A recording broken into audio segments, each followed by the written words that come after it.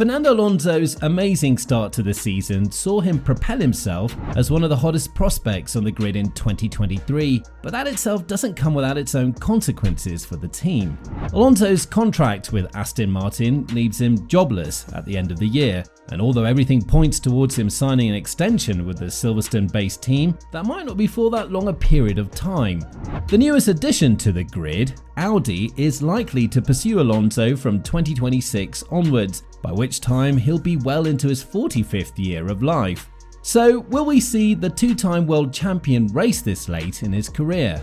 The sensation of 2023 is Alonso, and his recent surge of performance with Aston Martin, with the Spaniard not winning a podium on 2 of the 7 venues that were driven on in 2023.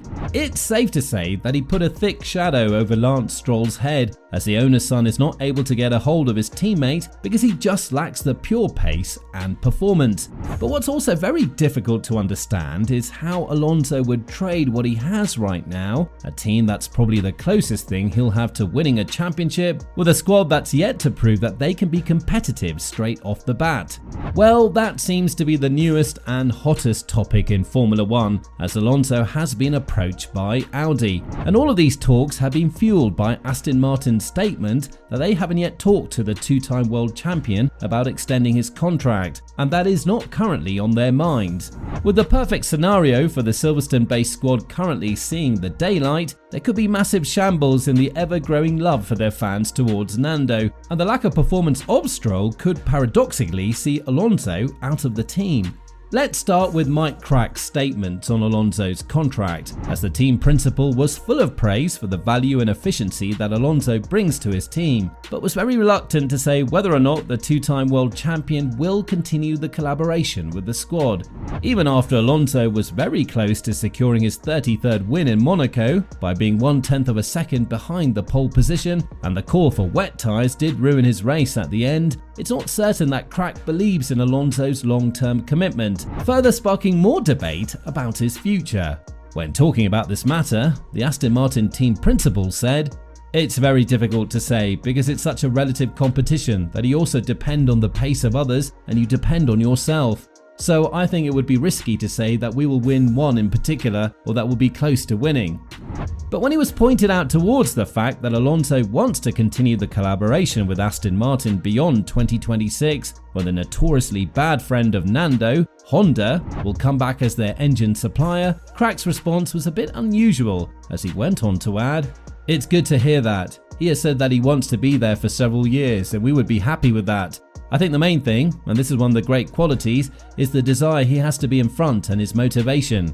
We didn't think much about it, to be honest. We took it race by race and tried to do well every race.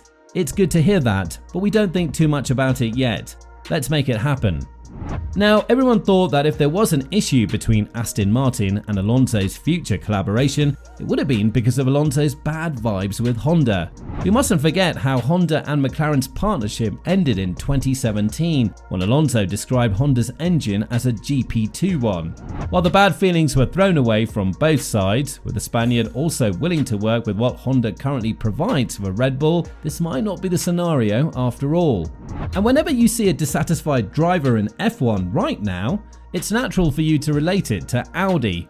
After all, this is the team that enters the sport in 2026 and is looking for drivers to be competitive straight away, something that Aston Martin managed to do with Alonso once they figured out the design and philosophy of their car. Therefore, for their first years of existence in the sport, Alonso would be the perfect signature, if the two-time world champion isn't already committed to Aston Martin or isn't focused on retirement. But knowing his qualities as a driver and knowing how competitive he can be once he's fitted with the right car, I doubt that Alonso would consider retirement at the age of 45. Not many teams would be willing to invest in Alonso at this age, but for Audi, it's very important to have a driver that would provide them with proper feedback on the car and set the right foundation for the future of the team. Something that could see young drivers like Mick Schumacher further take the team back to its glory days. So what does Audi have to say about this whole thing? Obviously, the team is more than interested in Alonso's services, and this is something that's been publicly expressed by them in recent days. When talking about this matter, Alessandro Aluni Bravi, the representative of Alfa Romeo, has expressed keen interest in recruiting the two-time world champion from 2026 onwards, with Sainz also being a loud name among Audi circles. Furthermore, Aluni said, "I would always sign Fernando even at 45 years or more. I was able to get to know him well at McLaren when I was the manager of Stoffel van Dorn, who was his teammate. I was able to see firsthand the work he can do on a day-to-day basis as a driver, his ability, his great determination. He's a champion. You don't win 2 F1 titles if you don't have certain characteristics. It's a pleasure for me to see him in Audi. We're satisfied with our current driver pairing, and our aim is to give them competitive material.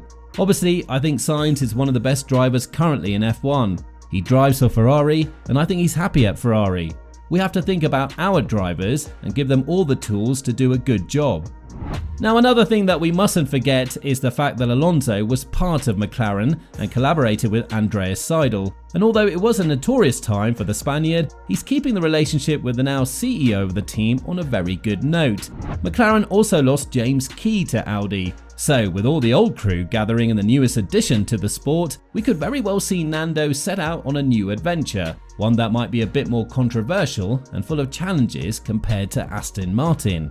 Everyone laughed at Alonso when he made the sudden switch from Alpine to Aston Martin, but when the 2023 season started, we saw the immediate impact that the Silverstone-based squad had on the current grid and how good of a fit Alonso was for them. But it was a bit strange to see him behave so well towards Lance Stroll, even though the motive is clearly keeping him the seat in Aston Martin for at least a couple of more years until a new opportunity opens up, one that might be more competitive than Aston Martin to win the championship with. Alonso has been in the sport for quite some time, and he's one of the few drivers that was able to come back from retirement and still notch great success after his hiatus.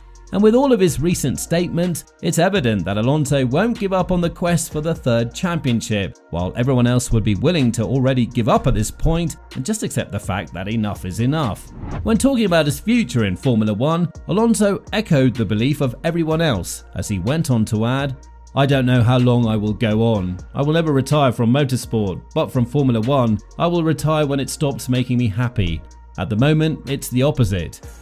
Audi is now on a massive mission, one that's seeking experts all around the Formula 1 field, and while they failed to pursue Mattia Binotto after showing him their factory in Newburgh, the quest for experts continues, and it's not just for those kinds of experts that work behind the scenes in the garages. It's for the drivers' lineup as well.